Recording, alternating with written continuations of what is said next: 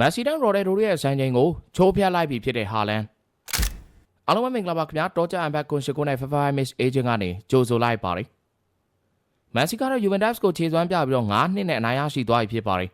အော်ဆူရင်3ပွဲစလုံးမက်ဆီကအနိုင်ရရှိခဲ့တာဖြစ်ပြီးစုကြေးဒေါ်လာ9သန်းရရှိထားပါပြီဒါပေမဲ့မက်ဆီရဲ့ကစားပုံတစ်ပွဲတဲ့တစ်ပွဲပို့ပြီးတော့ဒီငိန်လာပြီးတော့ပိုလို့ကြောက်စရာကောင်းလာခဲ့တာကိုလည်းတွေ့ရပါတယ်အခုစားသွားခဲ့တဲ့ Juventus ပွဲစဉ်မှာတော့မန်စီးတီးရဲ့ဂိုးသွင်းသက်ကြီးအာလင်ဟာလန်ကမန်စီးအတွက်ဂိုးသွင်းပေးနိုင်ခဲ့ပြီးသူ့ရဲ့စွမ်းဆောင်ရင်ကိုဆက်လက်တက်တည်ထူကသူ့ရဲ့ယုံကြည်မှုတွေကိုလည်းပြန်လည်ဆောက်တည်လာနိုင်ခဲ့ပါတယ်ဒီပွဲမှာတော့ဟာလန်ဘော်ဒရက်ဆွေးမှာပါဝင်လာခဲ့တာမဟုတ်ပါဘူးဒီတစ်ပိုင်းပြန်ဆမှာအိုမာမာမွတ်ရှ်ရဲ့နေရာမှာဟာလန်ကလူစားဝင်ကစားခွင့်ရရှိခဲ့တာဖြစ်ပြီးတော့သွင်းကိုတကိုးပါရယူနိုင်ခဲ့တဲ့အတွက်သူကအချိန်တိုင်းမှာကြောက်စရာကောင်းတဲ့တိုက်စစ်မှုတောက်ပေးရှိနေစေဆိုတော့ဟာလန်တက်တည်ပြလိုက်ပါတယ်ဟာလန်အခုလိုဂိုးသွင်းနိုင်မှုအတွက်အချိန်6မိနစ်သာယူခဲ့တာပါ